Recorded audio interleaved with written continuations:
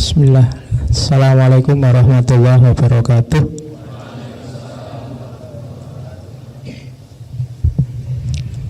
Bismillahirrahmanirrahim. Alhamdulillahirabbil alamin. Wa bihi nasta'inu ala umurid dunya waddin. Allahumma shalli wa sallim wa barik ala habibina wa syafi'ina Sayyidina wa maulana Muhammadin wa ala alihi wa ashabihi wa man tabi'ahum bi ihsanin ila yaumiddin. Amma ba'du.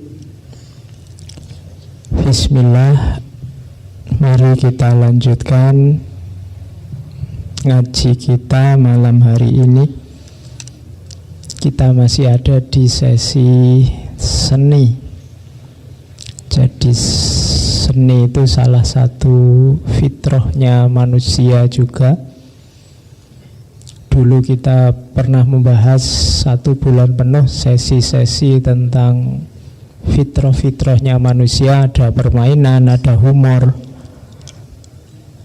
Dan khusus untuk seni kita bahas 1 bulan penuh.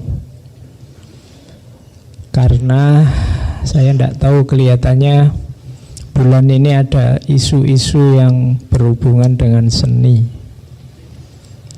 Daripada kalian ikut gegeran kan mending ayo belajar aja lah ya tentang seni. Oke, malam ini kita sampai pada tokoh yang ketiga, yaitu beliau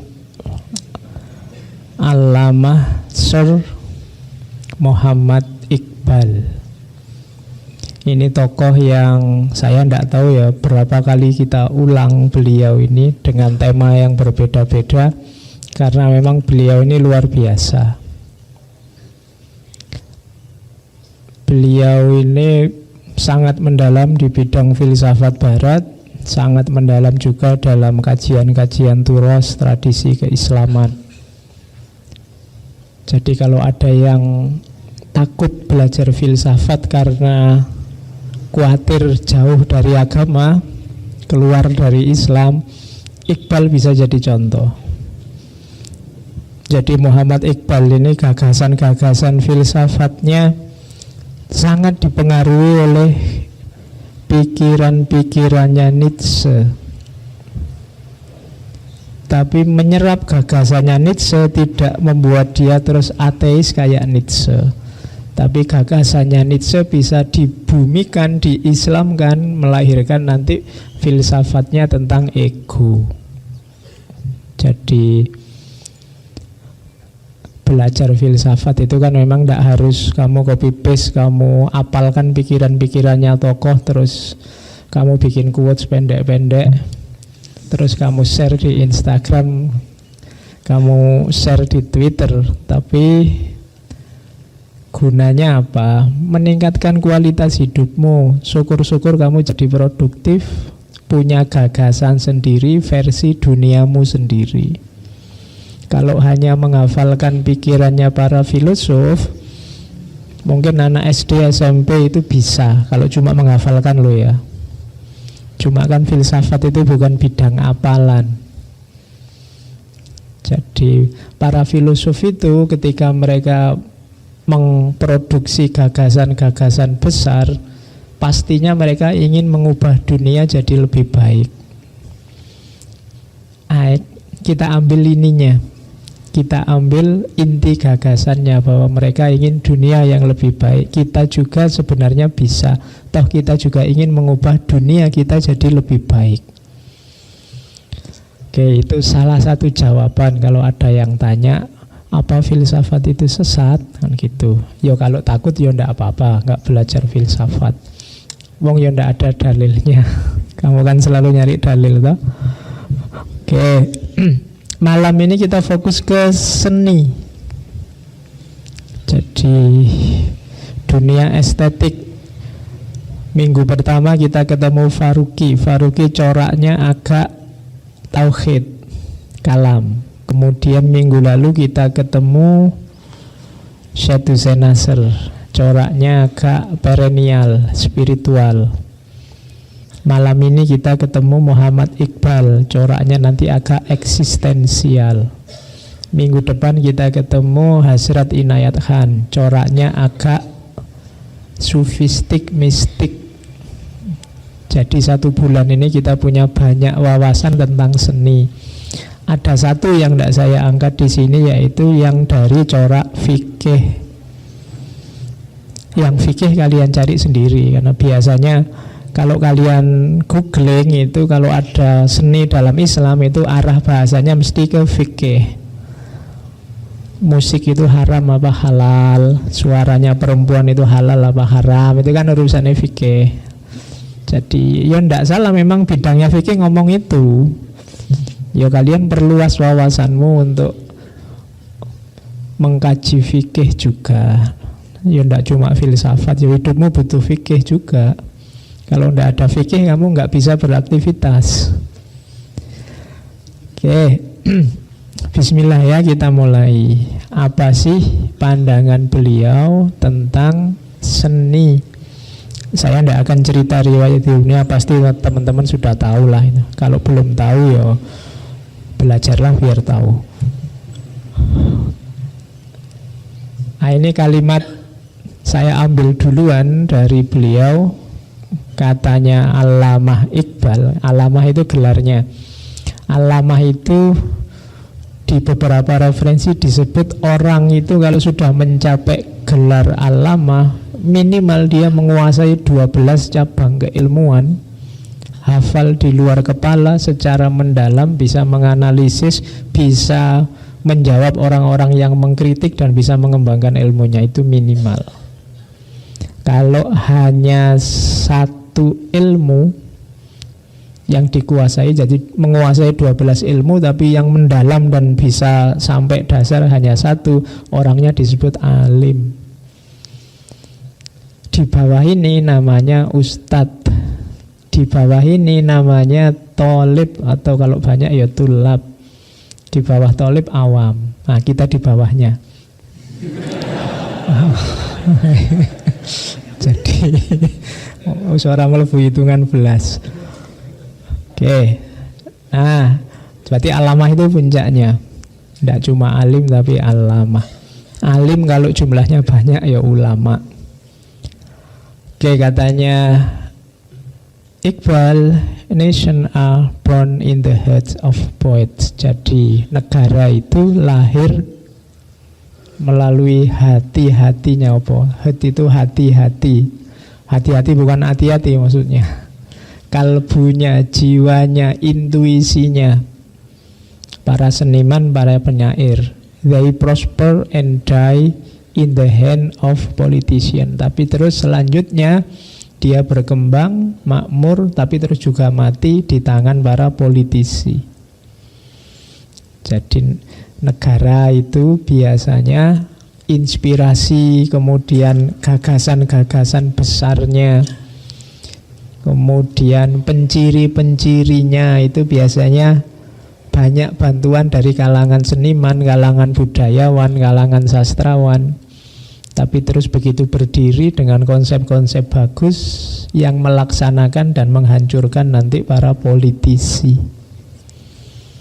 Nah, jadi itu menunjukkan di mana pentingnya para budayawan, para seniman. Kenapa sih para budayawan dan para seniman ini dianggap penting? Karena biasanya mereka lah yang punya kemampuan untuk berpikir produktif. Seniman, budayawan itu kan selalu bisa mencari sisi-sisi logika, sisi-sisi berpikir alternatif. Mereka bisa membaca yang tidak bisa dibaca, tidak terbaca oleh orang biasa. Kalau kita kan orang biasa mikirnya ya lurus-lurus saja. Tapi biasanya kalau budayawan, sastrawan itu bisa melihat sudut yang kita tidak baca itu. Sehingga kadang-kadang gagasannya kedengaran aneh. Oh gitu ya, karena tidak lazim. Tapi memang cirinya gagasan baru itu ya pasti tidak lazim. Kalau biasa-biasa saja ya tidak ada orang heran. Itu ya biasa, berarti tidak ada yang baru. Jadi kalau kamu ceramah kok orangnya manduk-manduk semua, tidak ada yang aneh, tidak ada yang heran, itu berarti ya temamu biasa-biasa saja. Wis tahu kan bahasa Jawa nih ngono. Jadi ya usahakan kalau kamu ngomong yang mendengarin nggak manduk-manduk tapi geleng-geleng. Kalau geleng-geleng itu biasanya ada yang aneh ini. Aneh itu identifikasi, berarti ada yang baru.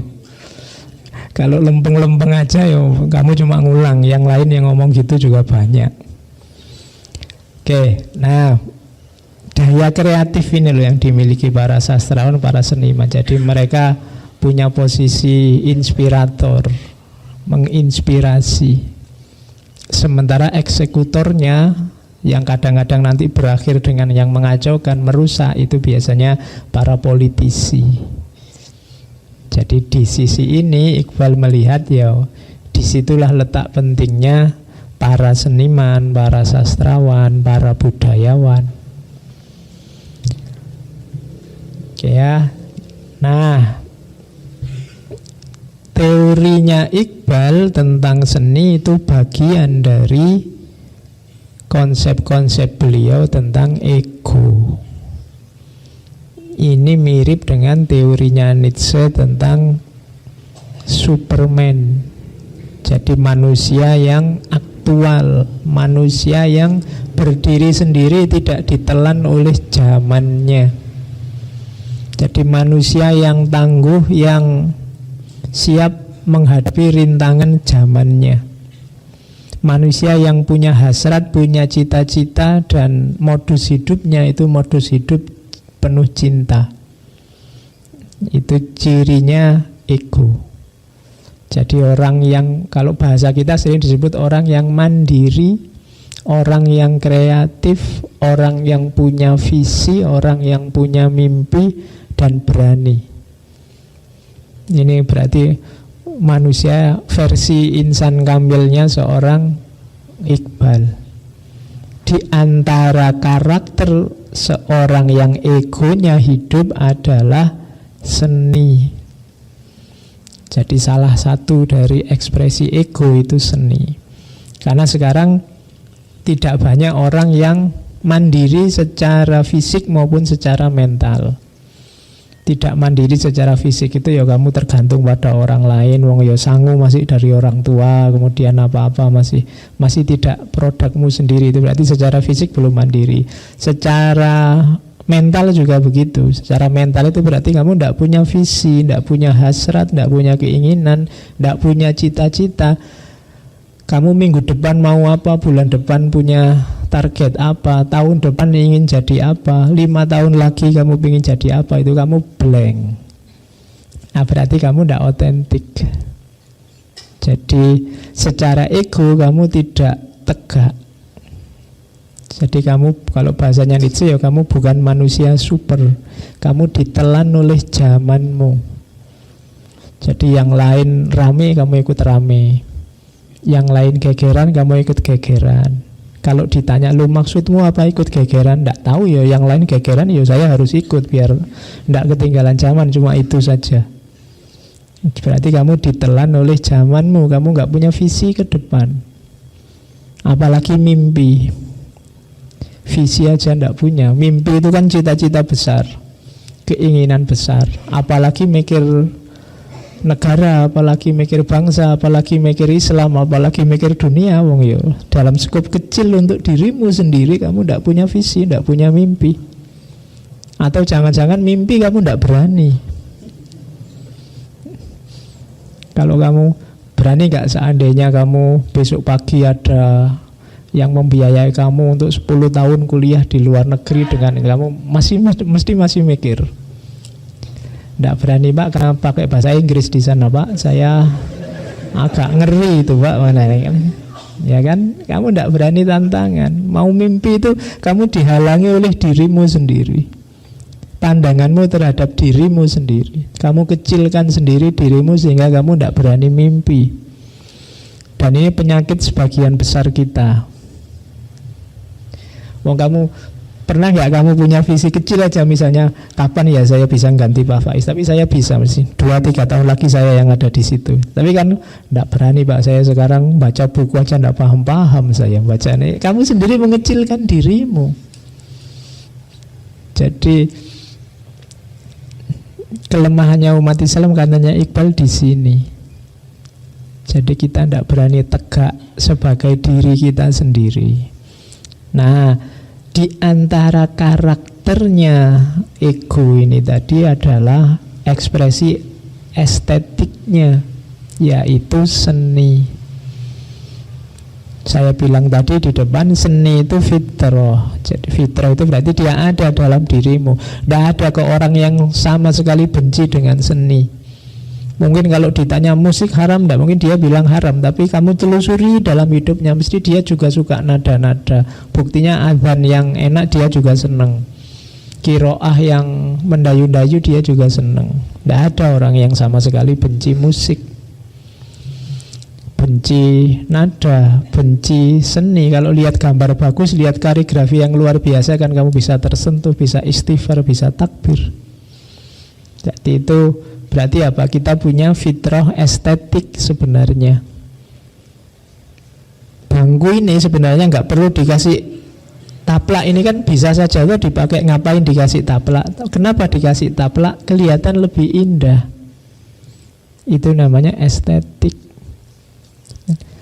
Oke, jadi estetika berarti bagian dari ego kita, bagian dari kedirian kita.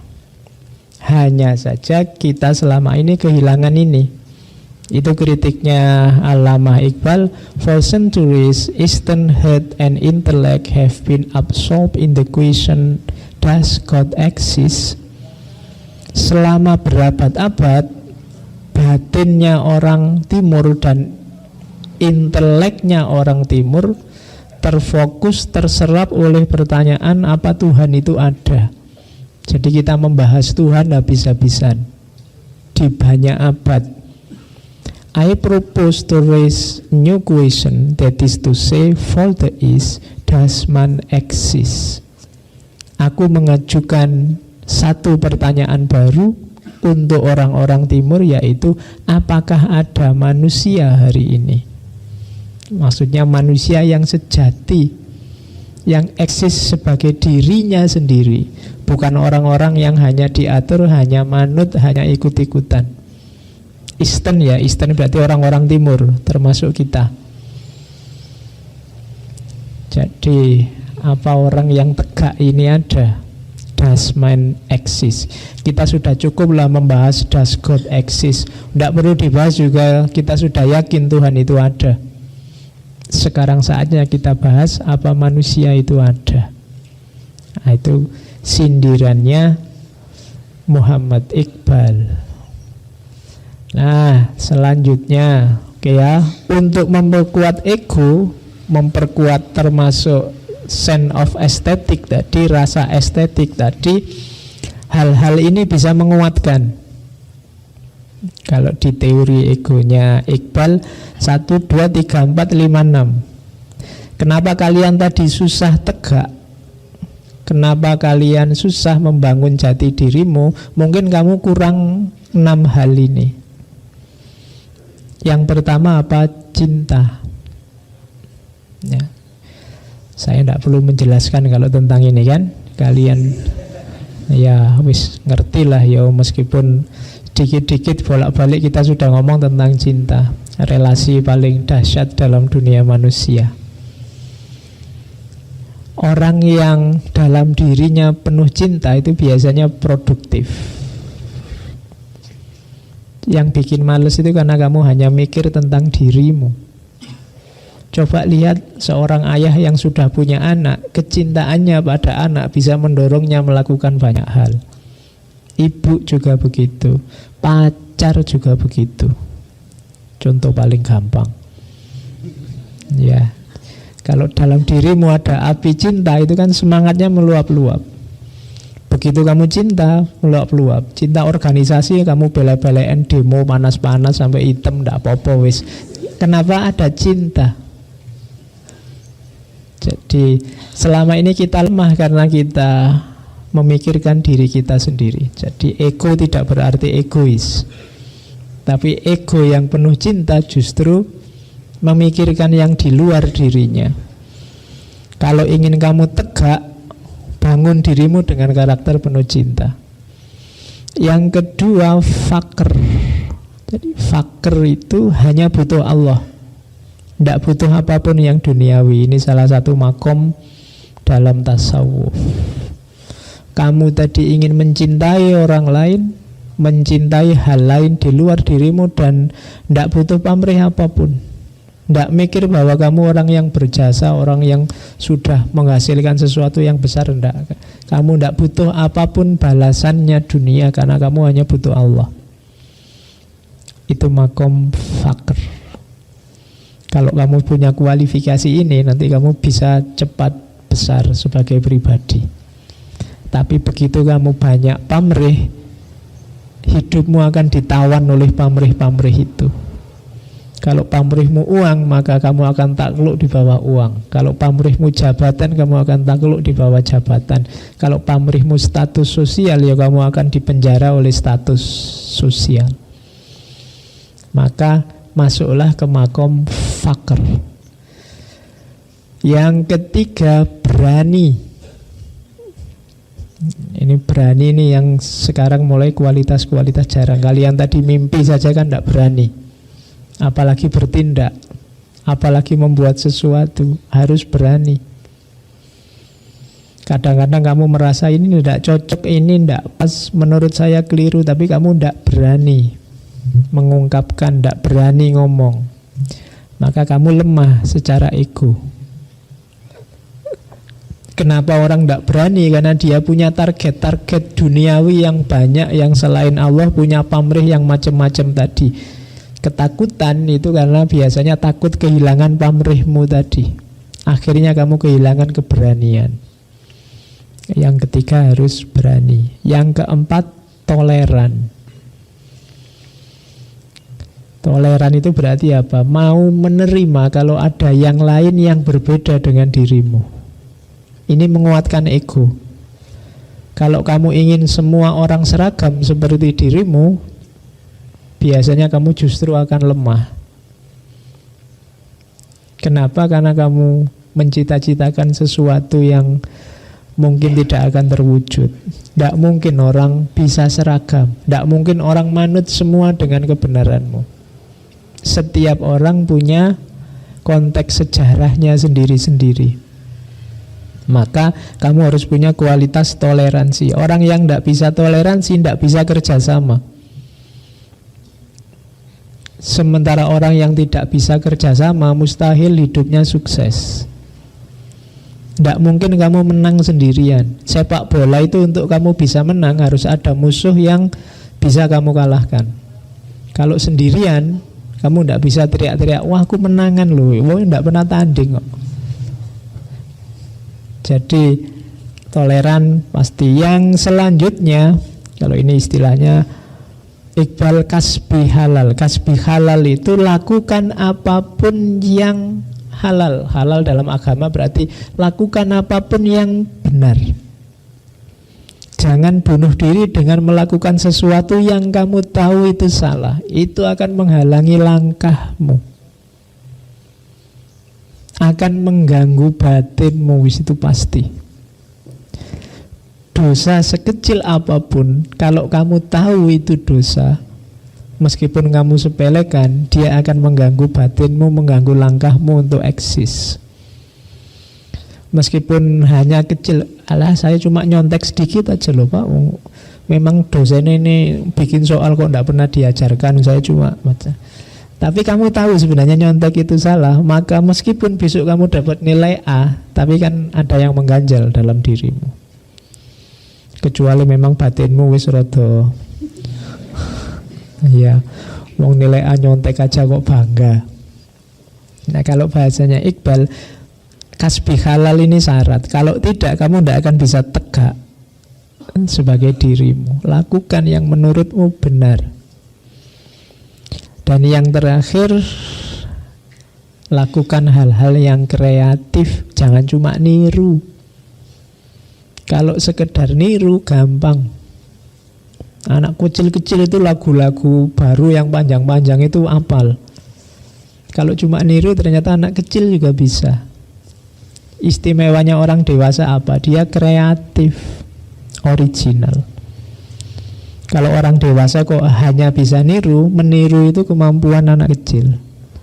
Berarti kamu masih belum mendayagunakan fasilitas dari Allah secara maksimal. Kreatiflah. Ciptakan hal baru yang punya kontribusi untuk masyarakatmu. Entah apa itu, meskipun mungkin hanya sekedar usul. Jadi 6 hal ini akan menguatkanmu dalam hal termasuk seni dan estetik. Kalau dirimu penuh cinta, fakir, berani, toleran, kamu benar dan halal dan produktif, masuk ke ranah seni kamu akan luar biasa. Karya senimu juga akan karya seni unggulan. Karena kamu bukan orang pesanan, wong kamu tadi fakir, tidak butuh apa-apa. Temanmu banyak karena kamu toleran. Langkahmu mantap karena yang kamu lakukan pasti benar. Manfaatmu luar biasa karena dasar dari semuanya adalah cinta. Dan yang terakhir, kamu melakukan hal-hal yang baru dan besar karena kreatif original. Jadi ini aktivitas yang menguatkan. Kalau ini kebalikannya, aktivitas yang melemahkan. Hindari 4 hal ini. Takut, tergantung, diperbudak, dan membanggakan nenek moyang, katanya Iqbal. Ketakutan apapun selain Allah boleh kamu sisihkan. Disisihkan itu bukan berarti saya orang yang tidak takut apa-apa misalnya. Tidak. Secara fitrah orang pasti ada ketakutan-ketakutan, kekhawatiran-kekhawatiran. Tapi jangan jadikan ketakutan ini warna hidupmu. Sekali-sekali takut tidak apa-apa. Baca cerita horor terus tidak berani tidur misalnya. Oke, tidak apa-apa. Tapi jangan jadikan ketakutan jadi warnanya hidupmu. Takutkan lawannya berani tadi. Mau apa-apa takut. Mau melakukan apa takut gagal. Takut ditipu. Takut dicurangi. Takut ya gak dapat apa-apa sudah. Mau nembak kok takut. Ya gak dapat apa-apa. Ya ditembak temenmu duluan. Ya salahmu sendiri takut. Jadi coba kamu tembak dulu kan urusannya beres, ditolak kan tinggal ganti nembak siapa yang lain. Tapi kalau kamu takut, urusannya jadi panjang. Oke, terus tergantung. Tergantung itu berarti kamu tidak mampu berdiri sendiri, selalu bersandar. Yang ketiga, perbudakan. Kalau perbudakan ini berarti apa? Kamu sama sekali tidak eksis sebagai dirimu. Dirimu hanya alatnya sesuatu di luar dirimu. Berarti kamu sedang diperbudak. Dan yang terakhir, membanggakan nenek moyang. Ini biasanya halangan untuk maju antara lain itu. Membanggakan nenek moyang. Oh, Barat itu kan maju karena dia mencuri saja dari dunia Islam. Dulu Islam yang jaya, dulu ilmuwan kita yang menemukan itu, terus Barat mencuri. Iyalah seandainya begitulah, kamu ngapain? Apa yang kita lakukan terusan? Ya kamu ambil kembali barang curiannya terus kamu kuasai. Kalau memang begitu ceritanya. Tapi kan kita biasanya berhenti di membangga-banggakan saja. Di Al-Quran itu segala ilmu ada. Iyalah seandainya memang begitu. Lah kamu menguasai ilmu apa? Ya enggak, pokoknya saya bangga kalau Al-Quran itu segala ilmu ada. Nah, kita banyak berhenti di situ, membangga-banggakan. Tidak keliru, tapi kadang-kadang ini membuat terlena. Akhirnya kita tidak maju. Jadi ini melemahkan. Hati-hati dengan ketakutan, hati-hati dengan ketergantungan. Ketergantungan terhadap apapun. kecanduan terhadap apapun. Kecanduan nonton film, kecanduan main HP, kecanduan apalagi rokok, kecanduan itu biasa. Pokoknya ketergantungan apapun akan sedikit atau banyak menghambat langkahmu. Karena berarti apa? Kamu bisa mengekspresikan dirimu kalau ada ini, ada itu. Jadi kan syaratnya banyak. Akhirnya prosesnya jadi lebih berat dan lebih panjang. Maka hindari semua jenis ketergantungan. Saya merokok Pak, tapi seandainya nggak merokok juga bisa kok. Itu berarti tidak tergantung. Tapi wah kalau tidak ada rokok Pak, tidak bisa mikir saya Pak, judek saya Pak. Itu berarti ketergantungan. Saya main HP Pak, tapi tidak HP-nan juga tidak apa-apa Pak.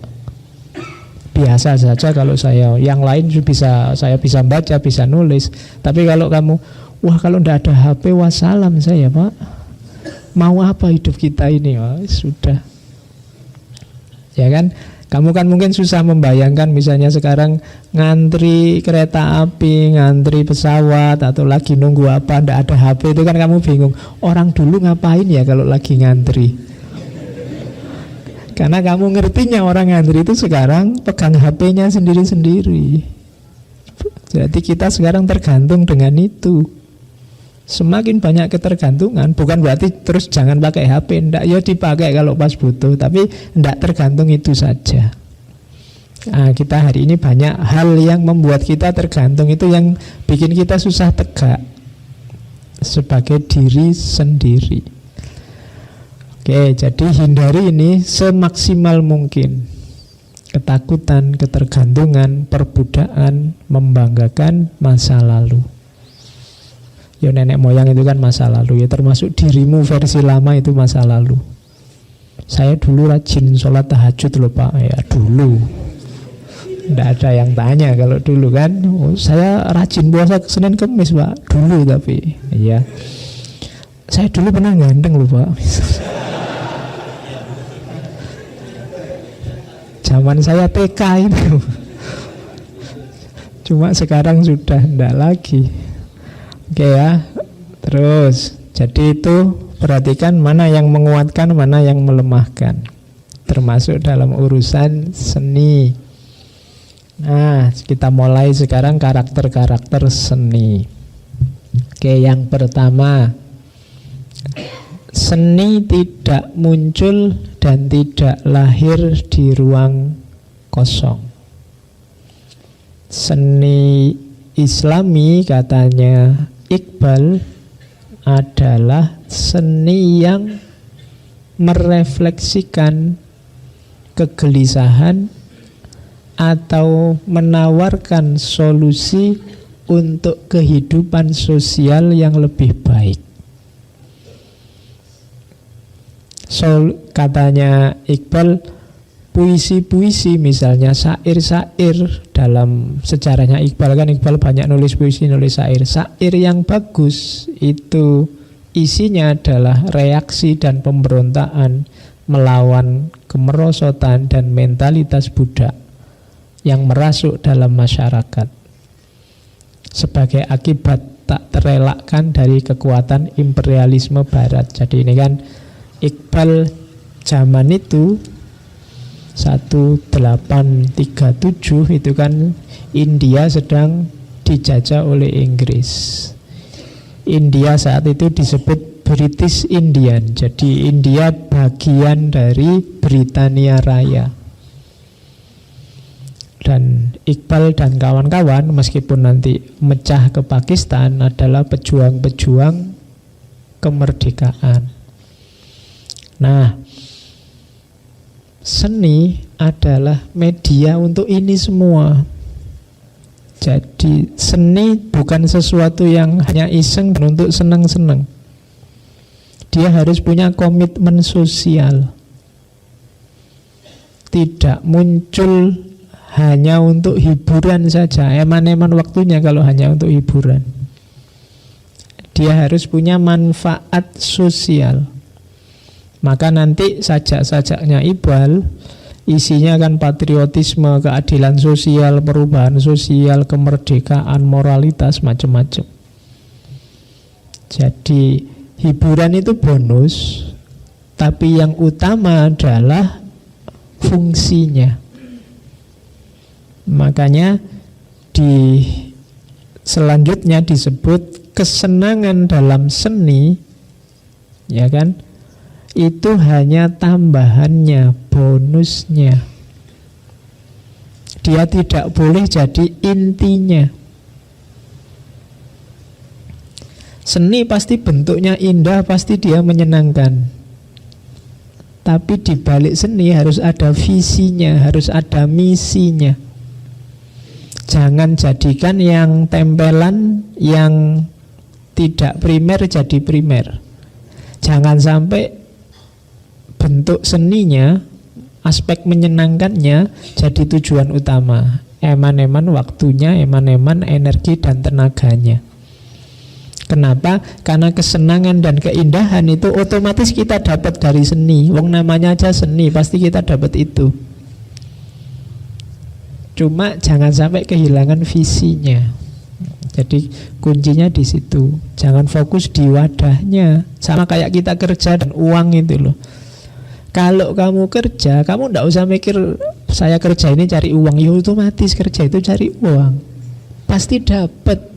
Fokusmu apa? Kerja yang berkualitas saja. Kalau kamu kerja serius, kerja berkualitas, tidak kamu kejar, tidak kamu cari, uangnya datang.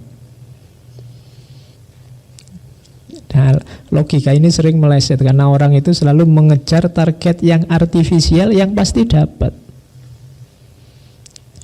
Jadikan dirimu orang yang berkualitas, maka ya nanti kalau kamu ingin uang, uang akan datang. Kalau kamu ingin pasangan yang bagus, ya pasangan akan datang. Ngapain dikejar-kejar? Tinggal bikin dirimu menarik semenarik mungkin sehingga yang lain akan terdorong padamu. Itu otomatis. Gitu loh. Meskipun kamu kejar-kejar, kalau kamu nggak menarik ya tidak nyambung. Kuncinya pada dirimu yang kamu lakukan. Seni juga begitu. Seni itu otomatis dia keindahan. Apakah keindahan suara, apakah keindahan warna, keindahan tampilan, keindahan guratan lukisan. Nah, cuma kalau hanya berhenti di situ, katanya Iqbal, mubadir, tidak ada gunanya. Maka harus ada komitmen tadi, harus ada manfaat sosialnya. Jadi yang suka main gitar saja, tapi kamu punya visi enggak dengan main gitar itu? Kamu pingin apa dengan main gitar itu? Ada enggak kualitas hidupmu yang meningkat? Atau kamu ingin menciptakan sesuatu yang membantu masyarakat, kualitas hidup mereka meningkat dengan gitarmu, entah caranya gimana? Nah, itu yang harusnya ada di pikiran kita. Katanya Iqbal, ya selain kamu belajar tekniknya, belajar cara main gitar yang bagus, bikin lagu yang bagus, kan begitu. Kalau ini otomatis sesuatu yang tidak perlu dibahas, katanya Iqbal, itu otomatis akan datang. Kesenangannya juga pasti akan datang. Cuma kan jangan berhenti di situ. Nah, terus Iqbal kebalikannya, dia mengkritik seni yang dekaden. Jadi seni yang dekaden ya seni yang tidak punya visi tadi. Justru kadang-kadang implikasinya negatif. Kamu kecanduan dengan kesenangannya karena tidak punya visi, kamu berhenti di kesenangan ini. Dan kamu ulang-ulang terus. Akal itu kalau diulang-ulang dia akan ketagihan. Implikasinya terus negatif. Sebenarnya mungkin dia bisa membawa pesan positif, tapi karena cara kita menyikapi visinya keliru, dia jadi negatif. Katanya Iqbal, seorang seniman lebih baik diam daripada menyanyi dengan nada-nada yang sedih, pilu, dan putus asa. Membuat orang sedih, membuat orang ambiar, membuat orang, itu Iqbal loh ya, bukan saya. Jadi tidak semangat menghadapi hidup. Nah, jadi Jangan membawa visi yang negatif. Katanya Iqbal, dulu ada Plato. Plato itu mengkritik Homerus dan Hesiod karena puisi-puisinya negatif. Kenapa negatif? Didasarkan pada legenda-legenda yang bohong, sehingga menyajikan ideal-ideal yang tidak benar pada para pemuda, sehingga merusak moral mereka. Sehingga mereka terus cara berpikirnya ya kayak legenda-legenda bohong itu. Cara berpikirnya jadi tahayul-tahayul, hantu-hantuan. Kamu sekarang tergila-gila dengan cerita-cerita misteri, cerita-cerita hantu. Itu dulu zaman Plato dikritik, ada yang cerita legenda-legenda kayak gitu. Kenapa? Meruntuhkan moral. Jadi orang terus terlena di situ. Kita jadi tidak produktif. Ya mungkin, ya contohnya misalnya kita lagi bareng-bareng gini, ini kira-kira masjid ini ada penghuninya enggak ya? Kalau ada, kira-kira ada di mana ya? Jumlahnya berapa ya? Mikir-mikir yang bukan sesuatu yang produktif. Seandainya ada kan biar saja. Oke, wong hantu-hantunya juga enggak ganggu kamu, enggak ngusik kamu. Sekarang mereka kamu usik terus di postingan-postinganmu. Saya khawatirnya sebentar lagi banyak hantu-hantu yang bikin akun Instagram sama Twitter. Ya, terus saingan. Mereka bikin hoax tentang manusia. Oke, itu kritiknya. Ada juga Tolstoy, katanya Iqbal. Tolstoy itu mengkritik seni zaman Perancis. Seni zaman Perancis itu banyak mengungkapkan pandangan-pandangan kelas penguasa dan nafsu tamaknya orang-orang kaya yang bobrok.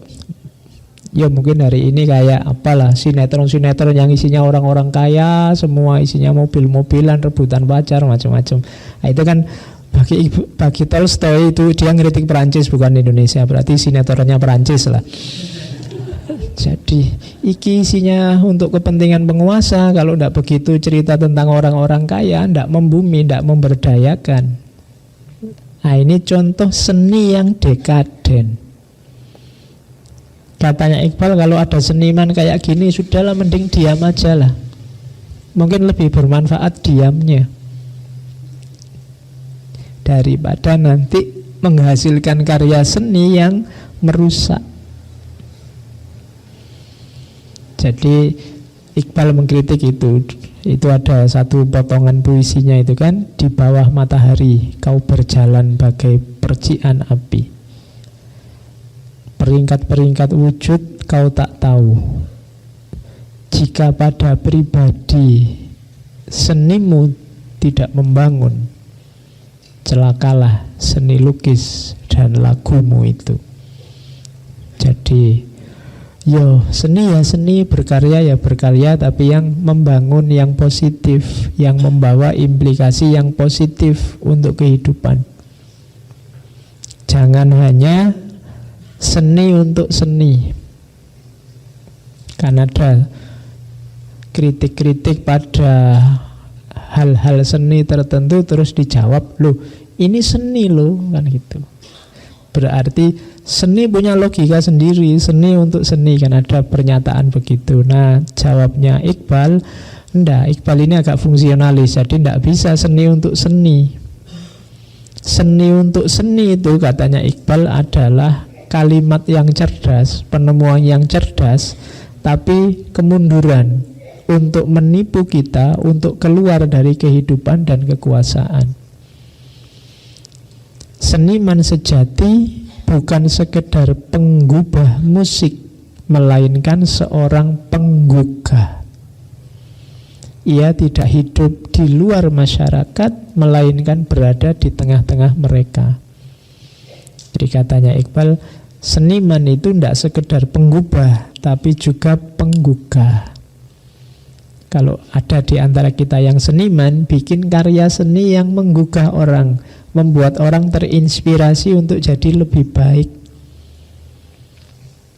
Entah secara logika, entah secara etika, maupun secara estetika. Jangan hanya art for art, seni untuk seni. Kan sekarang banyak kan yang punya jargon seni untuk seni. Bahkan produsernya film-film biru, saya dulu pernah ingat diwawancara tanya, "Loh, ini seni loh." Kan ada itu kan yang film-film yang gambar kepalanya kelinci itu. Nah itu kan ketika bosnya diwawancara, "Loh, ini seni, artistik." Jadi harus dipahami secara logika seni. Tidak bisa kita membawa moral, membawa agama ke situ. Kalau kritiknya Iqbal tidak bisa. Seni tidak lahir dari ruang kosong. Dia lahir di tengah masyarakat, maka harus berkontribusi positif untuk masyarakat. Nah itu kritiknya Iqbal. Terus dia ngeritik lagi, ini masih kritik-kritik ya, nanti belum gagasannya. Iqbal juga tidak suka pada formalisme. Formalisme itu berarti apa? Hanya menekankan aspek formalistiknya, tapi melupakan fungsinya. Seni tanpa kandungan kemauan, emosi, dan gagasan tidak lebih dari api yang telah padam. Jadi tidak ada gunanya syair yang sangat indah tapi tidak punya kandungan yang positif, yang bermanfaat. Kan kadang-kadang banyak syair-syair itu ya kalau didengarkan indah sekali, tapi terus gunanya apa buat dirimu? Kalau tadi katanya Iqbal, kalau gunanya hanya bikin kamu putus asa, bikin kamu terus terkenang-kenang masa lalu, tidak bisa bergerak, tidak bisa move on ke masa depan, mending cari seni yang bisa menggugah untuk kamu lebih produktif. Jadi karena dia tidak suka pada formalisme, nanti Iqbal disebut tergolong fungsionalisme dan ekspresionisme secara seni. Jadi seni itu harus ekspresionis. Indahnya bukan karena bentuknya, tapi ungkapan jiwa apa yang ingin disampaikan oleh senimannya. Seniman ini mengungkapkan apa dari perasaannya. Makanya kalau lukisan itu ekspresionis kan kadang aneh-aneh. Kadang cuma goresan-goresan ndak karu-karuan, itu kan ungkapan jiwa. Jadi ada cerita satu ketika ada pelukis yang sangat muda. Kalau dia melukis itu gambarnya hanya setengah. Jadi orang semua ini ungkapan jiwa apa yang ingin disampaikan oleh anak ini, itu mesti dari kanvas itu gambarnya setengah. Begitu ditanya wartawan, "Dek, ini gambarnya kok selalu setengah, ada pesan apa?" "Tidak ada pesan apa-apa, saya kurang tinggi aja." Oke. Jadi gambarnya tidak nyampe atas. Oke. Ya kalau itu tidak ekspresionis, itu kahanan itu. Oke. Makanya kalau saya ngajar itu kadang-kadang trauma, begitu masuk kelas, piuh papannya kok tinggi sekali. Jadi kalau saya nulis cuma setengah itu mesti. Tidak usah ditanya filosofinya apa Bapak. Kalau nulis di papan kok cuma setengah, ya memang nggak nyampe aku. Oke, jadi kritik terhadap formalisme. Kadang-kadang juga ceramah, kadang disuruh ngisi apa gitu. Mungkin panitianya tidak kenal saya, podiumnya tinggi sekali, luar biasa. Wah, itu wassalam sudah. Saya khawatirnya nanti jamaahnya bingung, ini yang ngomong sebelah mana, itu tidak kelihatan. Nanti nyari di atas-atas tidak kelihatan. Oke. Nah, Iqbal tidak mementingkan itu. Dia lebih mementingkan apa yang ingin disampaikan oleh si seniman ini loh. Ekspresi jiwa apa, visi apa yang ingin dia sampaikan. Jadi fungsi seninya, ekspresi seninya, bukan wadah formalnya. Wadah formal niscaya itu tidak usah jadi fokusnya. Oke. Terus, nah, Iqbal juga mengkritik, kalau ini biasanya pada penyair yang hanya bersandar pada khayalan dan halusinasi, mimpi-mimpi. Diam lebih baik daripada sajak yang tidak membangkitkan kekuatan dan kematangan harapan dalam jiwa, tidak mendorong orang pada keluhuran dan untuk membuat mereka senang pada kehidupan mulia dan terpuji. Kan kita sering ya banyak puisi-puisi yang isinya sangat hayal, tidak ada manfaatnya, syair-syair yang mimpi saja. Biasanya pakai kalimat seandainya, khayal-khayal. Itu Iqbal mengkritik ini. Dan nanti di salah satu bukunya disebut bahwa Al-Quran juga sebenarnya mengkritik ini. Makanya ada satu surat dalam Al-Quran yang namanya adalah Asy-Syu'ara, para penyair. Jadi Iqbal mengingatkan yang kayak gini nih biasanya khayalan, impian itu kan indah-indah, cuma membuat terlena. Katanya Iqbal ini kayak candu yang menawan. Kamu jadi tidak hidup di duniamu. Sama lah kayak kita kadang-kadang ada yang suka drama Korea. Jadi tidak masalah kamu suka itu, tidak masalah selera senimu apa, tapi hati-hati jangan sampai membuatmu tidak hidup di duniamu. Nanti jangan-jangan kamu karena asyik lihat drama Korea terus pokoknya saya ingin nyari istri yang kayak artis Korea. Wah, itu wassalam sudah. Atau kamu dandani dirimu versi artis Korea, apalagi sampai operasi plastik segala, itu sudah. Kamu jadi tidak hidup di duniamu. Itu yang dikhawatirkan oleh Iqbal.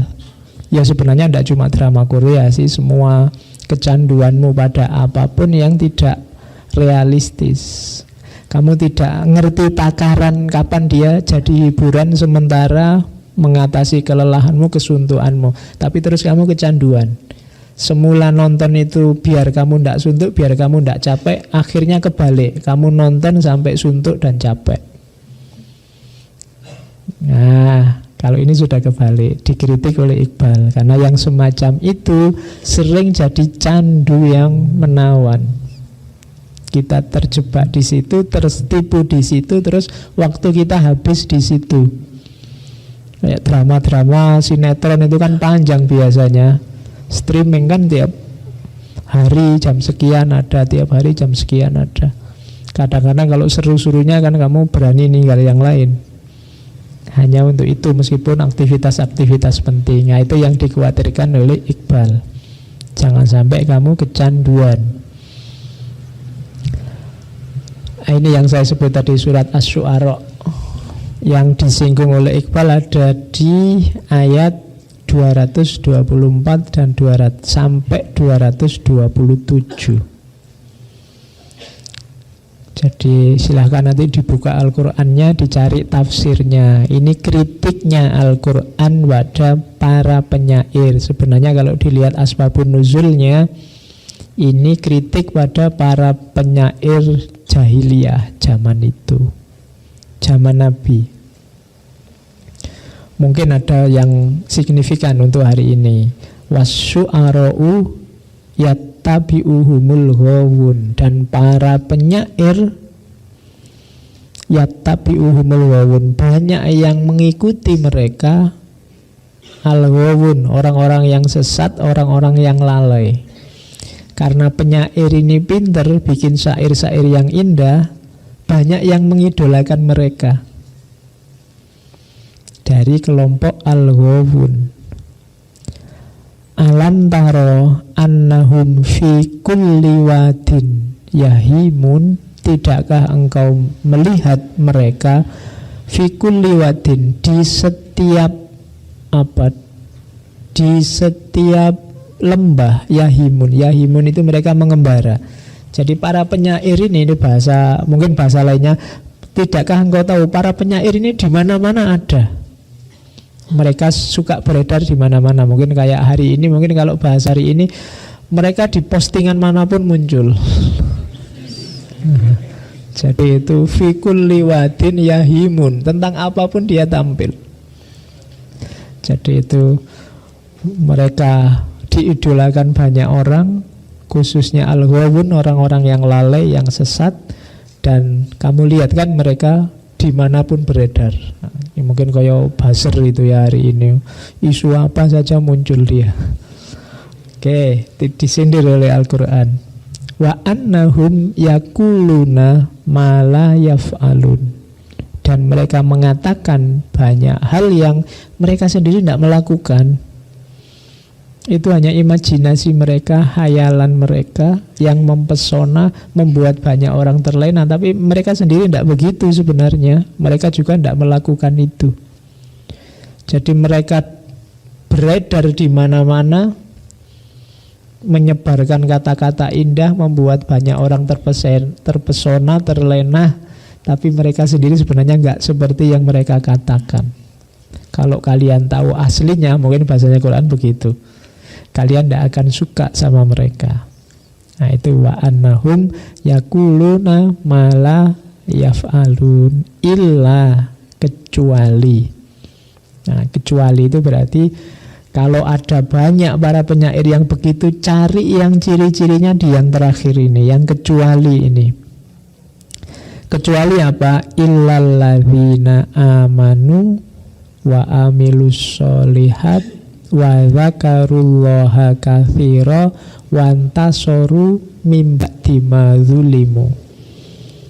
Cari ya yang pertama yang beriman.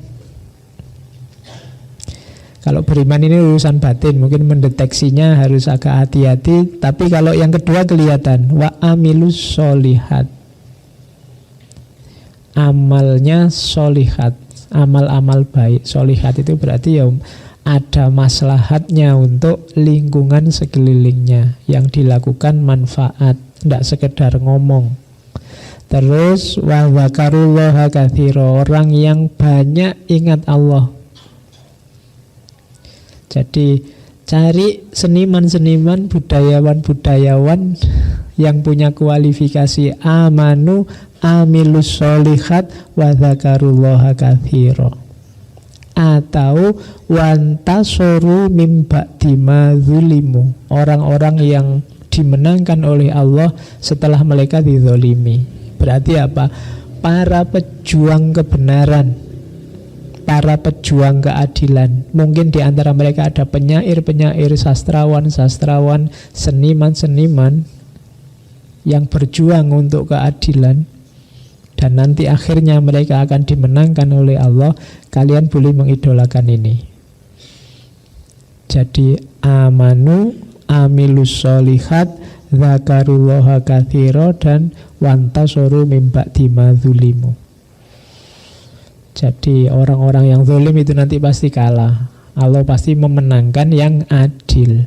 Wa saya'lamul ladzina zalamu ayyamunqalabi yang qalibun. Dan akan sadar, akan tahu orang-orang zalim itu kemana mereka akan kembali. Maksudnya tenang saja, yang zalim mesti kembali juga padaku.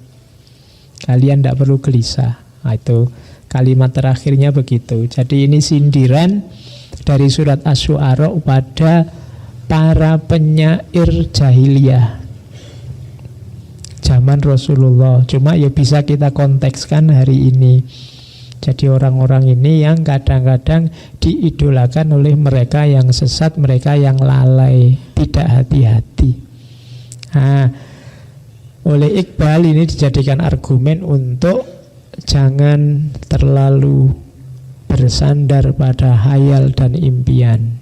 Jadi cari seni yang realistis kontribusinya. Tidak sekedar bermain-main di keindahan kata, keindahan warna, keindahan nada. Terus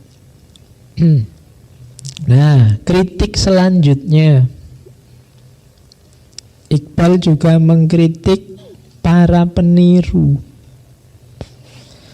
Tidak salah sih, dulu Plato dan Aristoteles mendefinisikan seni itu sebagai apa?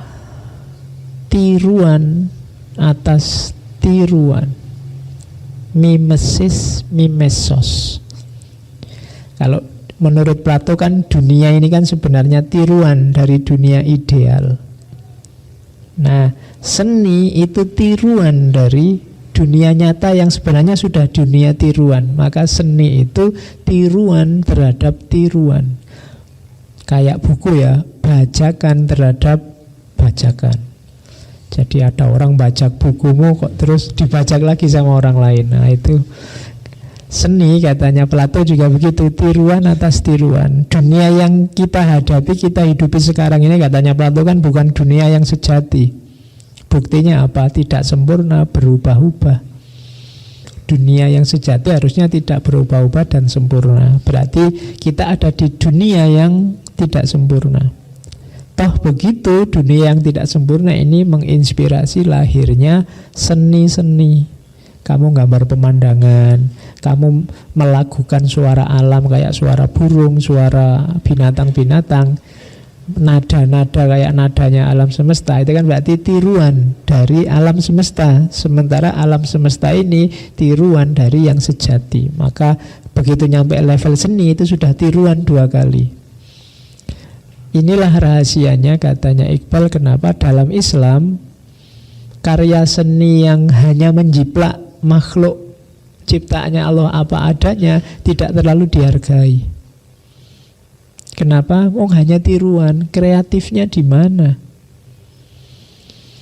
Saya bisa loh Pak gambar gunung persis kayak gunungnya. Ngapain kamu capek-capek wong tiruan? Difoto aja kan selesai. Ya kan? Perangkat kita sudah lebih canggih kalau hanya mau bikin tiruan. Seperti di Faruqi 2 minggu yang lalu kan, justru dengan adanya dorongan untuk tidak menggambar makhluk persis seperti apa adanya, kita ditantang untuk kreatif. Coba bikin yang baru, yang bisa berbeda dengan yang ada sebelumnya. Kalau hanya niru yang ada sebelumnya, ya nilai kreatifnya, nilai barunya jadi hilang. Jadi seni, katanya Iqbal, bukan imitasi alam. Jadi seni itu kreasi. Seniman yang hanya meniru alam, katanya Iqbal, ibarat seorang pengemis di depan pintunya alam semesta. Dia hanya minta, tidak kreatif. Harusnya manusia lewat kegiatan estetiknya tidak meniru alam tapi memperbaiki alam.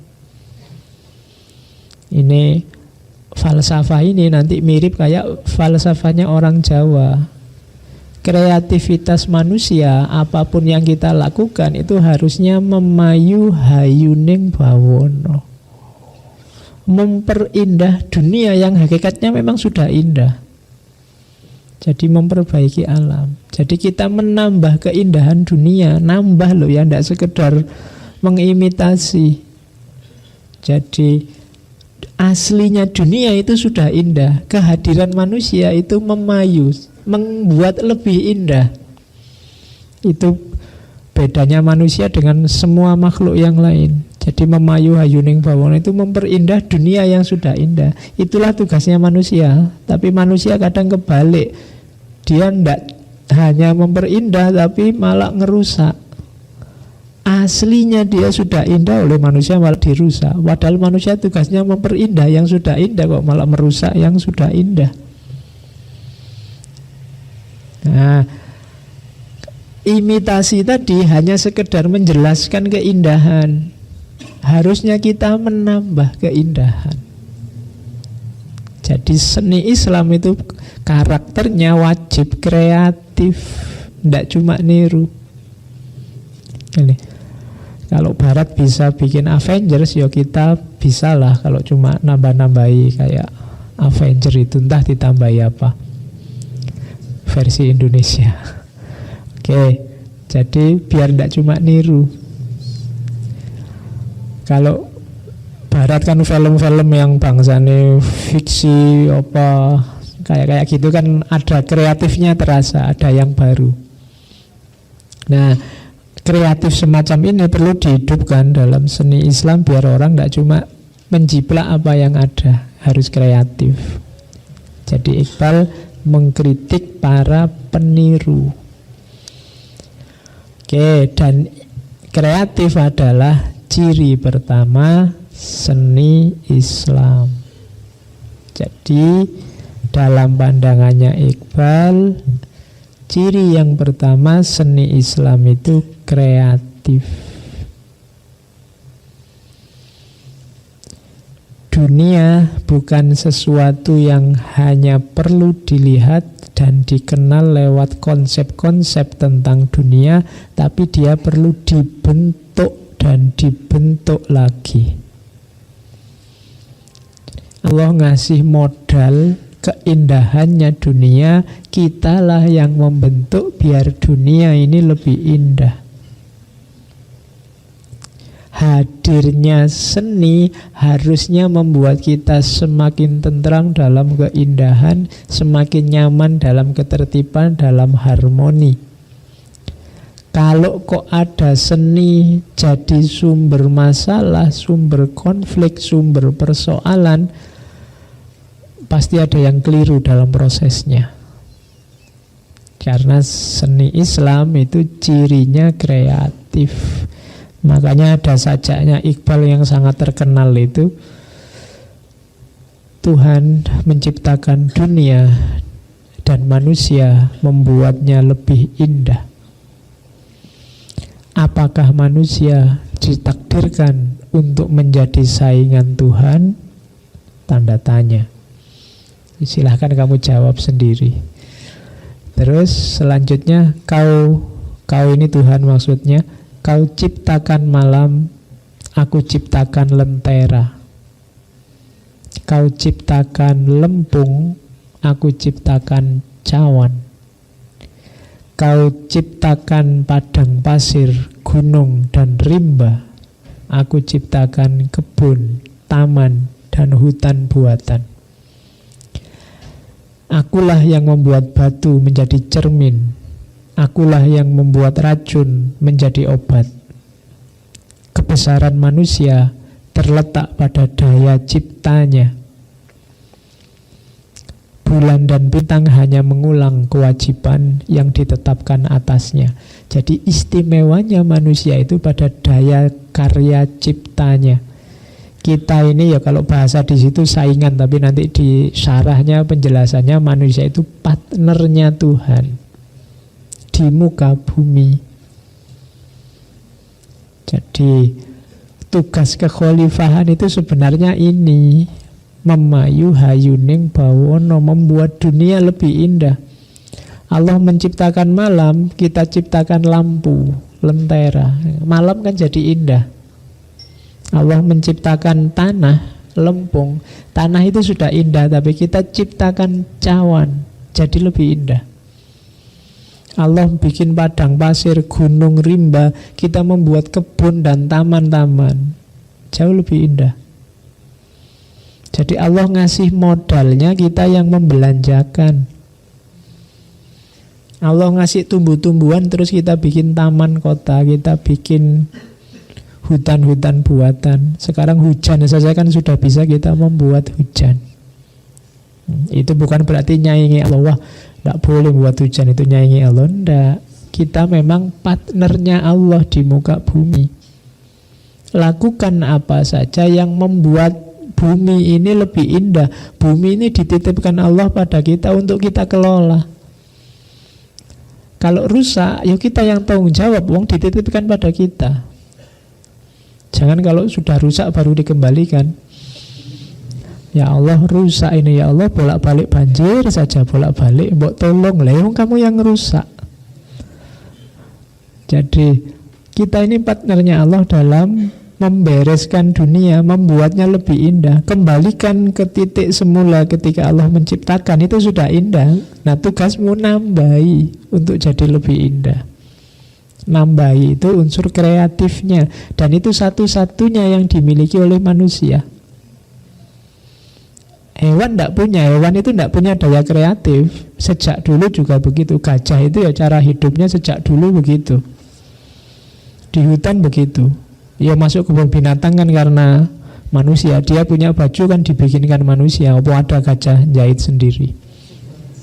Tidak ada. Punya rumah juga dia manusia yang membikinkan. Tidak ada unsur kreatifnya. Justru manusia istimewanya terletak pada daya kreatifnya, antara lain lewat seni tadi. Oke ya, jadi ciri pertama seni Islam itu kreatif. Ciri kedua, jadi tadi sudah dijelaskan bahwa ciri seni Islam adalah mengungkap jati diri seorang seniman. Berarti apa? Menegaskan ego tadi, tunjukkan dirimu, eksiskan dirimu. Membuat orang sadar tentang siapa dirinya. Jangan malah membuat orang lupa dengan hakikat kediriannya. Jadi itu ciri yang kedua. Kenapa menurut Iqbal begini? Karena mungkin Iqbal melihat banyak orang saat itu yang terpesona dengan Barat, kemudian melupakan jati dirinya, termasuk dalam hal seni. Akhirnya apa? Identitas ketimurannya hilang. Susah mengidentifikasi, membedakan mana Barat, mana Timur. Mungkin hari ini sudah begitu. Kamu jalan-jalan di Inggris, di Amerika, atau di Singapura, mungkin tidak ada bedanya dengan kamu sekarang jalan-jalan di kampungmu, di gang-gang itu. Situasinya hampir sama persis, podo wae. Itu berarti mungkin dalam banyak hal kita kehilangan jati diri. Makanya katanya Iqbal di salah satu syairnya, di negeri ini berjangkit kematian imajinasi karena seni asing dan mengikuti Barat. Kulihat awan kelabu dan behzat masaku merombak dunia timur yang kemilau dan abadi. Behzat itu bahasa Persia, karena Iqbal ini kan orang paling dikenal sebagai tokoh sastra Urdu Persia paling besar. Behzat itu artinya, kalau bahasa Indonesia mungkin orang-orang pilihan atau mungkin para intelektual, orang-orang besar. Kulihat awan kelabu dan orang-orang besar pada masaku merombak dunia timur yang kemilau nan abadi. Jadi ini kegelisahan Iqbal karena manusia hari itu kehilangan identitas ketimurannya, mulai mengikuti Barat, sehingga apa? Mengalami kematian imajinasi. Kenapa mengikuti Barat disebut kematian imajinasi? Karena tidak kreatif, hanya ikut saja. Bukan karena sesatnya Barat, tapi karena kita punya identitas sendiri. Kita punya gaya sendiri. Oh, para seni di timur, usai sudah kreasi masa kini dan masa lalu, berapa banyak kreasi tercipta. Tunjukkan pada kami pribadi, pada semua bidang membubung tinggi. Nah, ini tantangan pada para seniman budayawan timur. Masa lalu sudah lewat, masa kini menyedihkan. Sekarang berkreasilah, tunjukkan karyamu pada semua bidang. Tunjukkan kita punya jati diri, punya identitas, punya budaya sendiri. Hidupkan itu. Nah, sajak ini sebagai contoh bagaimana seni yang mengungkapkan kegelisahan, mengungkapkan ekspresi diri. Jadi tidak sekedar rentetan kalimat indah. Pacar saja tidak punya, bikin puisi cinta panjang sekali. Oh, itu kan berarti ngarang toh kui. Loh, itu mengungkapkan apa itu? Oh ya, ora tahu pacaran kok puisi cintanya panjangnya luar biasa. Oke, ya. Terus adalah menyakitkan bagi seorang merdeka hidup dalam dunia ciptaan orang lain. Nah, yang tidak kreatif berarti apa? Hanya konsumen. Hidup itu kan isinya kalau tidak produsen ya konsumen kan. Kalau kita tidak memproduksi, tidak kreatif, ya mau tidak mau kita mengkonsumsi. Dan menyakitkan, katanya Iqbal, kita ini orang merdeka, melakukan apa saja boleh, tapi kita hancurkan kedirian kita dengan hidup di bawah produksi orang lain, hidup dalam dunia ciptaan orang lain. Ia yang kehilangan daya cipta, bagiku tidak punya arti apa-apa selain pembangkang dan penyebal.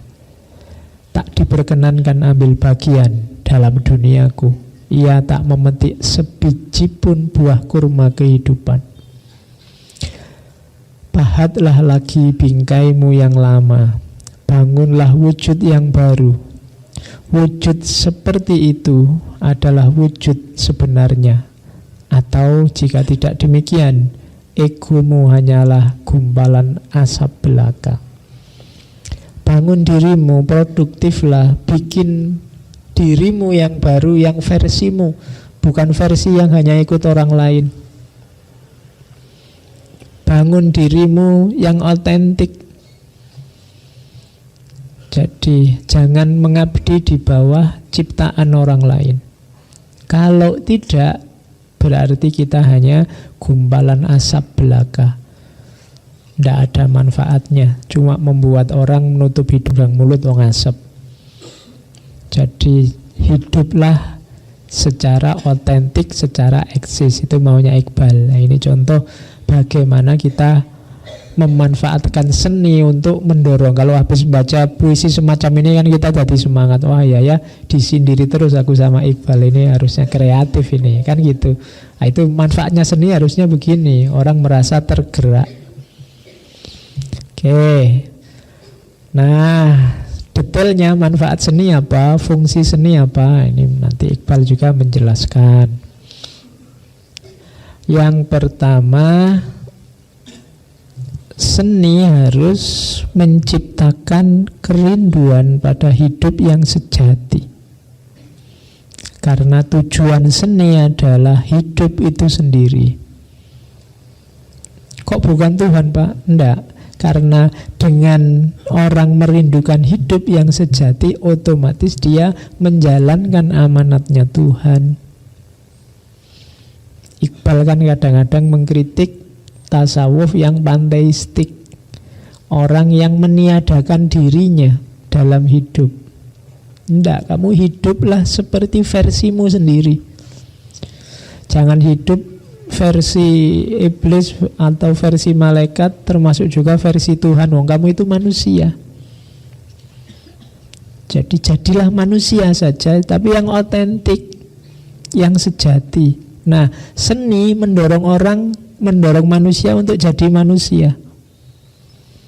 Jadi ia harus memelihara ladang kehidupan agar tetap hijau dan memberi petunjuk kehidupan abadi pada manusia. Jadi yang pertama, seni harus bisa memanusiakan manusia. Jadi tidak menghewankan manusia, tidak mengibliskan manusia, apalagi menuhankan manusia.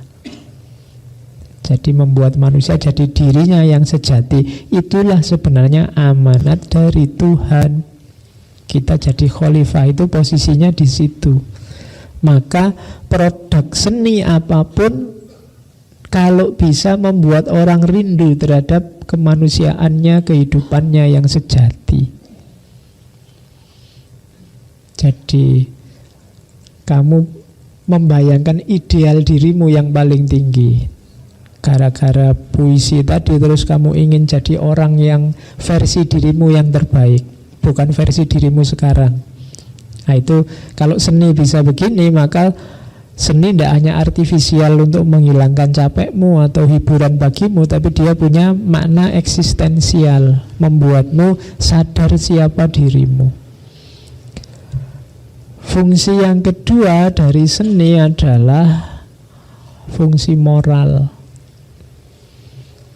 Jadi ada tujuan-tujuan etis instruksional, membuat manusia sadar, membuat manusia tidak mau menyakiti yang lain, menzalimi yang lain, membuat manusia hidup yang tidak berlebihan. Nah, ini fungsi moral dari seni.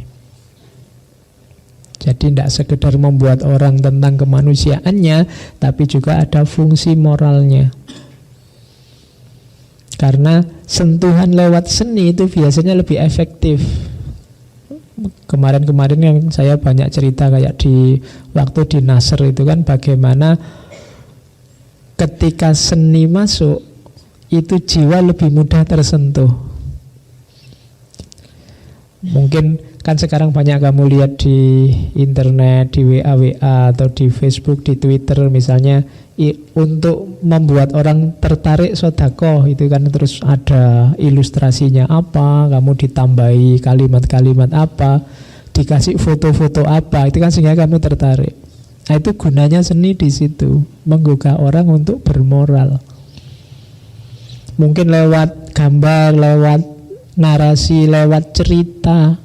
Kalau dunia sufi kan banyak itu, lewat cerita, lewat syair. Kadang-kadang kamu merasa sudah jauh sekali dari Allah, begitu dengar satu cerita sufi terus kamu, astagfirullah, sudah saatnya aku tobat ini, kan gitu. Hanya gara-gara satu cerita, pengen aku kayak gitu, kan gitu. Saya sebelum kesini tadi baca-baca, tiba-tiba ketemu ceritanya Bishr bin Haris, nanti terkenal sebagai Bishr al-Hafi, seorang sufi. Dia ini preman, suka mabuk-mabukan, madat, tidak cuma ngerokok, dugem tiap malam awalnya.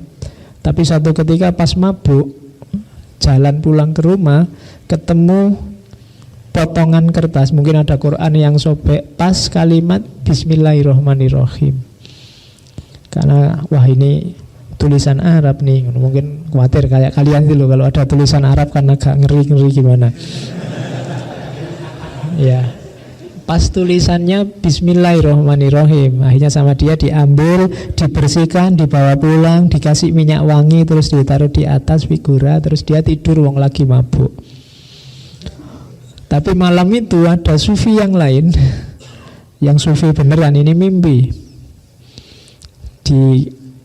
Oleh Allah dikasih ilham, tolong temui Bishr bin Haris ini, bilang padanya, sebagaimana engkau mengharumkan namaku, maka aku akan mengharumkan namamu.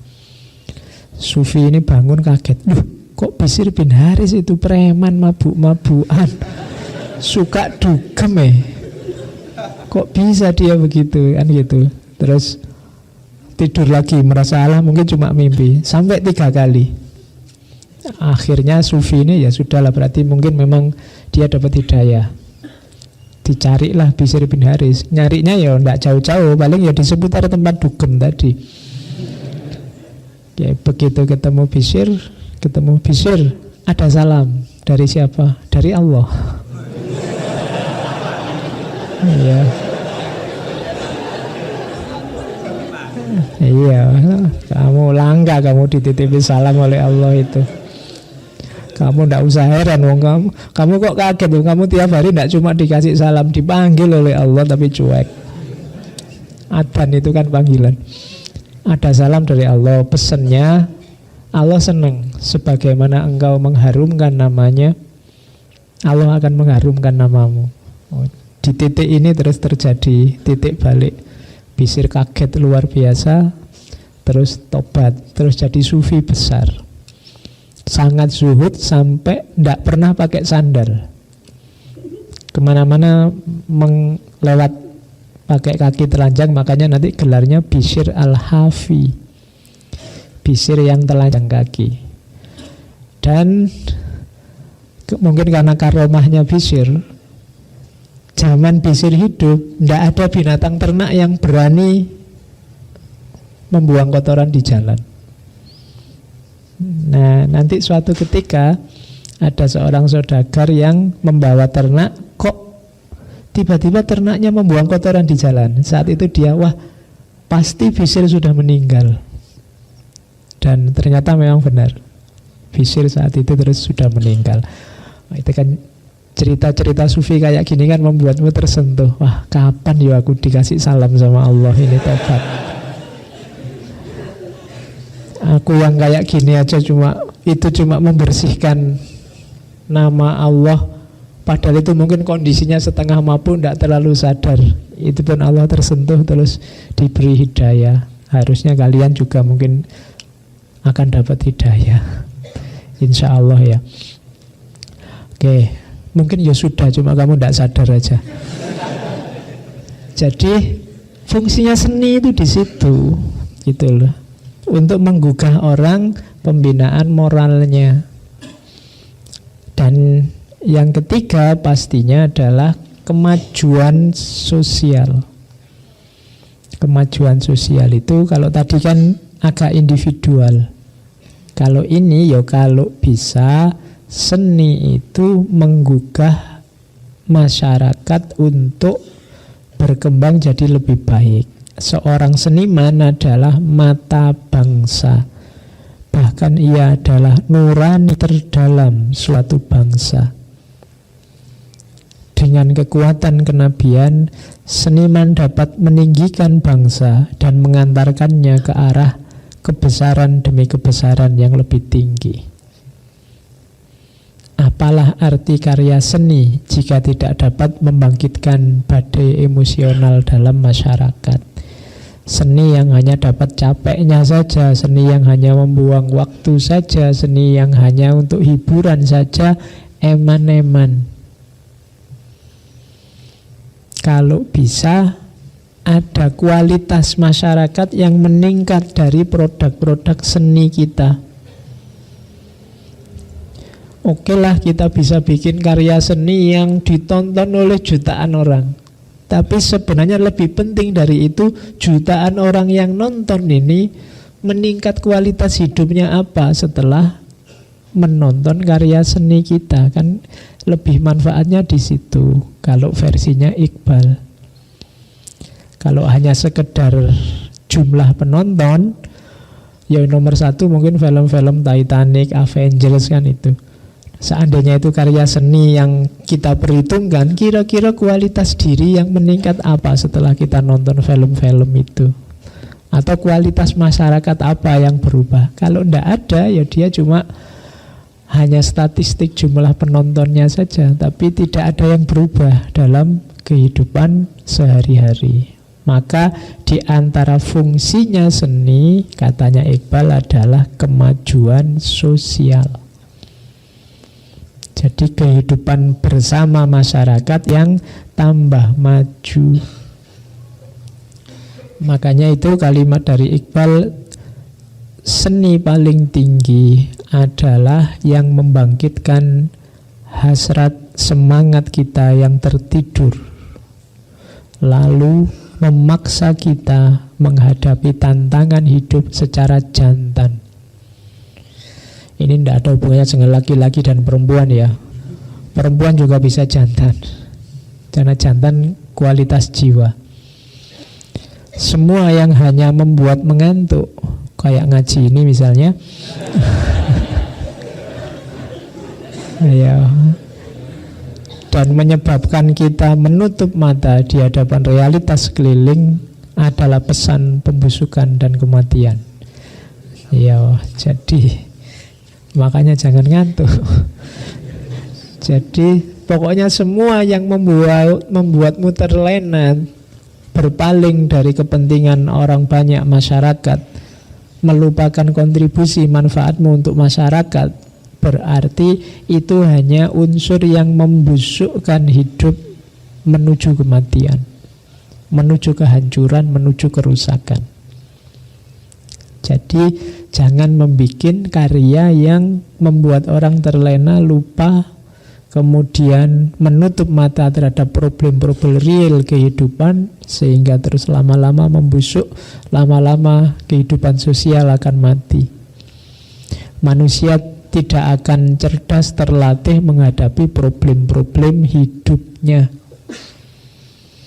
Jadi ini usul dari Iqbal. Ya kalau bisa, buatlah karya seni bukan yang membuat orang ngantuk, tapi kebalikannya, membuat orang yang tertidur jadi bangun dan semangat lagi.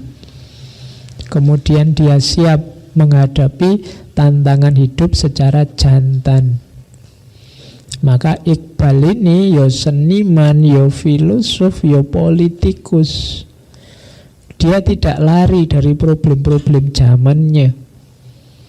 Dia memang ingin mengubah masyarakat, tidak sekedar bikin puisi.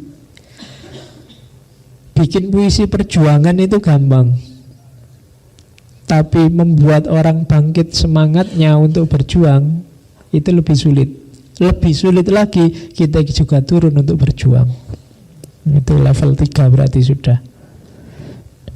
Dan level puncaknya apa? Semua masyarakat gara-gara puisi kita, termasuk kita, akhirnya tergerak untuk berjuang. Oh, itu level 4. Jadi bikin puisi perjuangan itu mudah.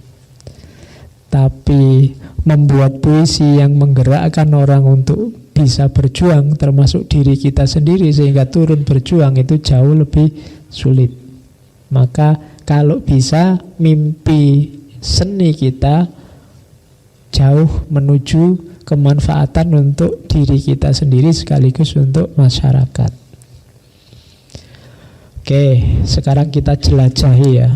Kalau tadi kan teorinya, kita ambil contoh-contoh seperti apa sih karya-karya yang zaman itu luar biasa berpengaruh dalam perjuangannya Iqbal. Kita ambil beberapa yang saya anggap cocok dengan situasi hari ini.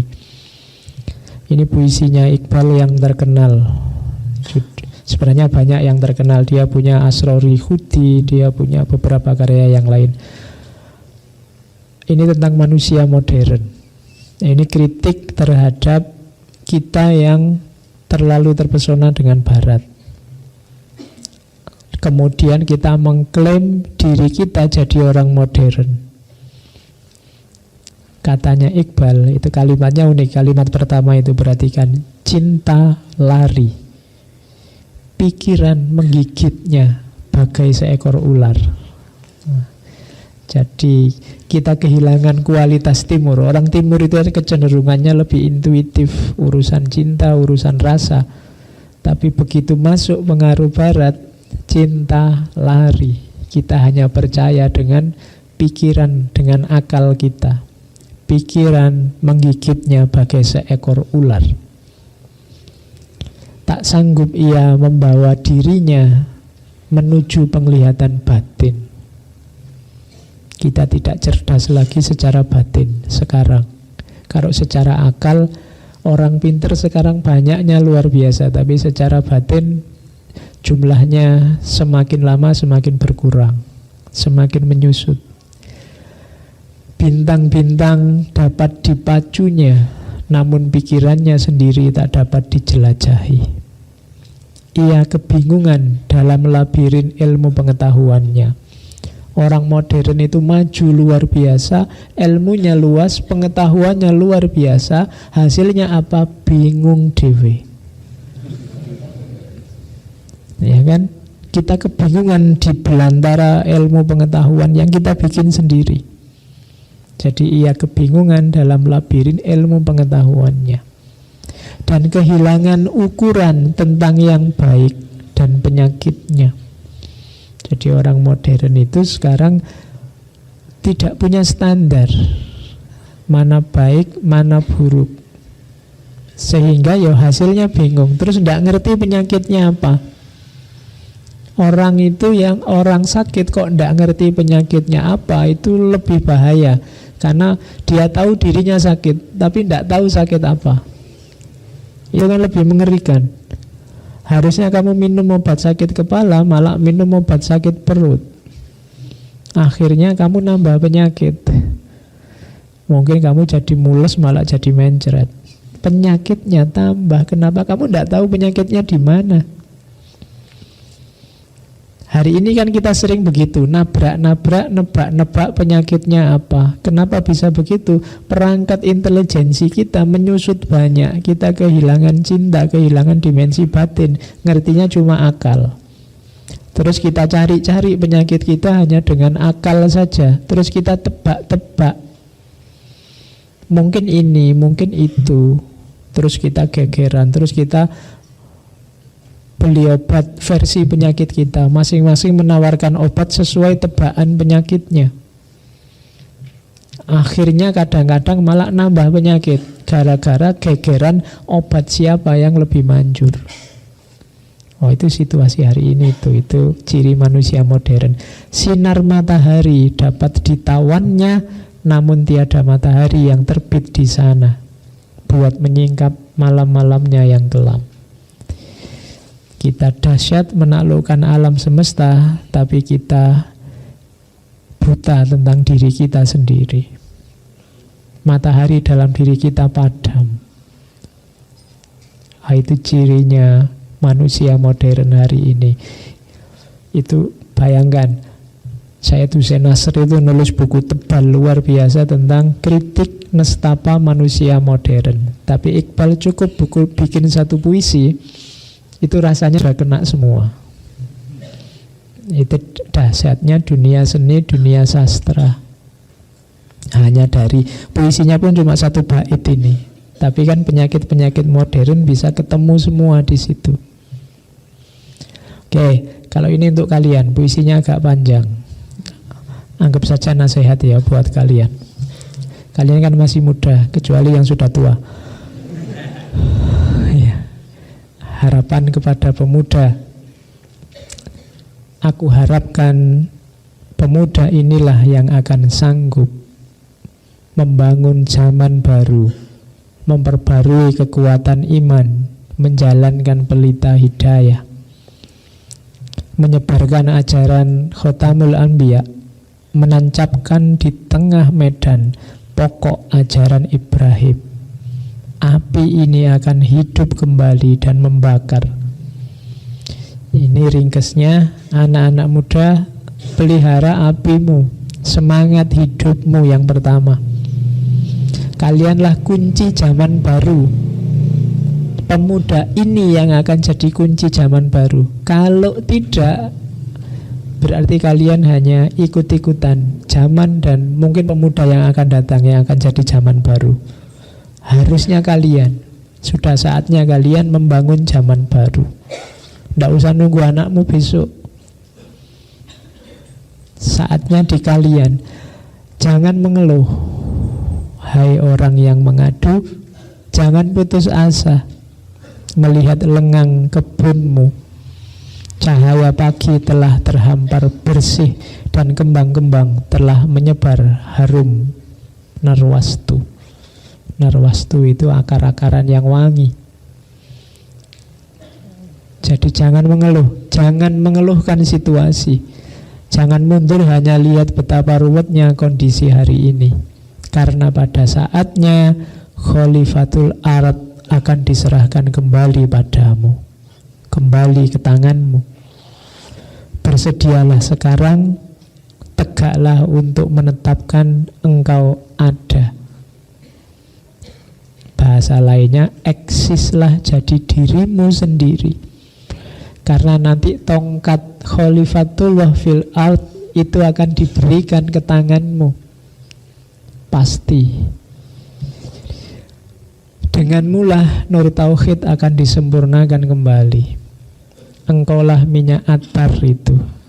Atar itu parfum, wangi. Meskipun masih tersimpan dalam kuntum yang akan mekar. Tegaklah dan pikullah amanat ini atas pundakmu. Hembuskanlah panas nafasmu di atas kebun ini agar harum-harum narwastu meliputi segala. Dan janganlah memilih hidup bak nyanyian ombak, hanya berbunyi ketika terhempas di pantai. Tapi jadilah kamu air bah, mengubah dunia dengan amalmu. Kibaskan sayapmu di seluruh ufuk. Sinarilah zaman dengan nur imanmu. Kirimkan cahaya dengan kuat yakinmu. Patrikanlah segala dengan nama Muhammad. Jadilah generasi muda yang kreatif, produktif, tegak, menjulang, luar biasa. Berkaryalah sebanyak mungkin, produktiflah, dan patrikan di setiap karyamu itu nama Muhammad. Disitulah nanti kejayaan Islam akan kembali lagi. Kamu tidak usah membahas capek-capek kapan dunia Islam akan bangkit lagi. Kuncinya di tanganmu. Perbanyak produkmu, karya kreatifmu, dan begitu orang tahu itu karyamu, maka kejayaan kita akan kembali lagi. Nah, itu harapannya Iqbal pada kita. Jadi simpan terus api dalam dirimu. Api ya dalam dirimu itu mungkin kadang-kadang membesar, kadang-kadang mengicil. Oke lah, hidup itu memang dinamis, tapi jangan sampai mati. Jangan sampai kehilangan gairah hidup. Kalian harus punya cita-cita besar. Yang selain itu jadikan pendukung untuk cita-citamu. Ini lebih tegas lagi. Nasihat elang pada anaknya. Saya ambil ini karena kan simbol negara kita kan burung ini. Ya, anggap saja ini nasihat dari negara kita sendiri, simbol kita sendiri. Jadi kita ini Garuda, kita ini elang. Dan inilah nasihat elang kepada anaknya. Katanya elang, kau tahu bahwa semua elang hanya pantas bagi sesama elang. Dengan segenggam sayap, masing-masing memiliki hati singa. Harus berani dan hormat diri. Sergaplah mangsa yang besar saja.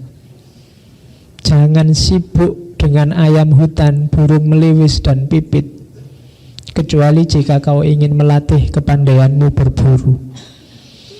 Jadi nak, jangan kamu repot sibuk dengan hal-hal kecil yang tidak penting.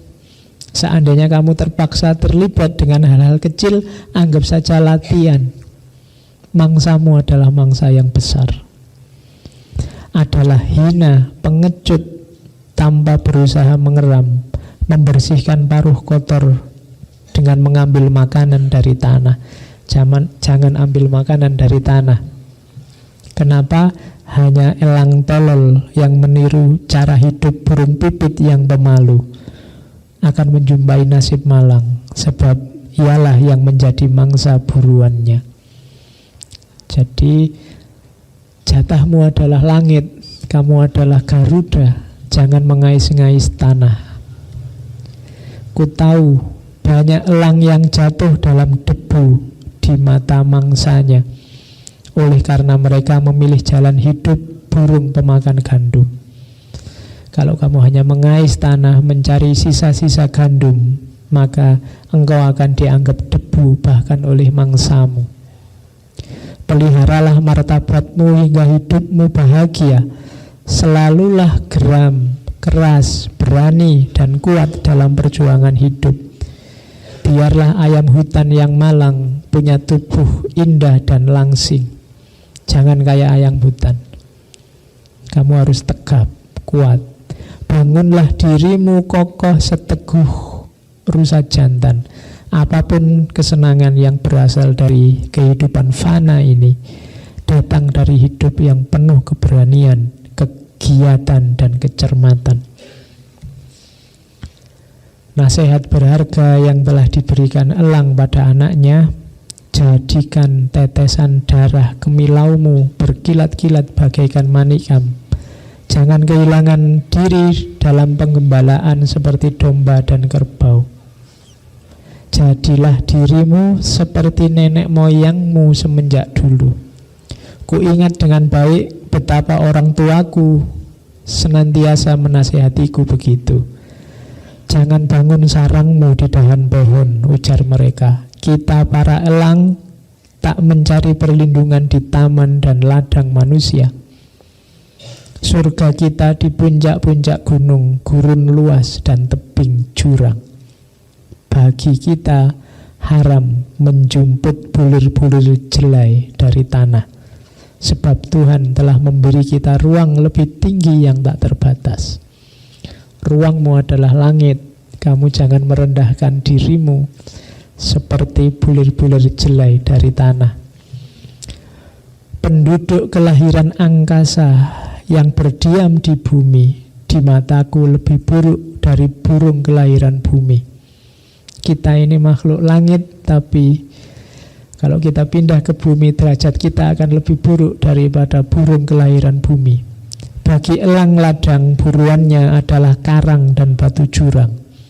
Karang baginya adalah batu gosok untuk mempertajam cakar-cakarnya. Kau adalah salah seorang anak buas yang bermata dingin, keturunan paling murni dari burung Garuda. Jika seekor elang muda ditantang oleh seekor harimau, tanpa mengenal takut, ia akan membelalakkan matanya. Tidak usah dicari yang simbolnya harimau negara mana. Oke ya. Oh, itu bisa kamu ambil simbol untuk PSSI ini. Garuda muda. Harusnya tanpa mengenal takut ia membelalakkan matanya. Terbangmu pasti dan megah seperti terbangnya malaikat. Dalam nadimu mengalir darah raja purba puncak-puncak gunung. Di bawah kolong langit yang luas ini kau tinggal. Martabatmu terangkat oleh kekuatan. Sasaran apapun tak ditampik oleh matamu. Kau tak boleh meminta makanan dari tangan orang lain kapanpun saja. Baik-baiklah kau membawa diri dan dengarkan selalu nasihat yang baik dan luhur. Itu nasihat elang pada anaknya. Jadi bayangkan kamu membaca karya kayak gini, itu kan semangatmu meluap.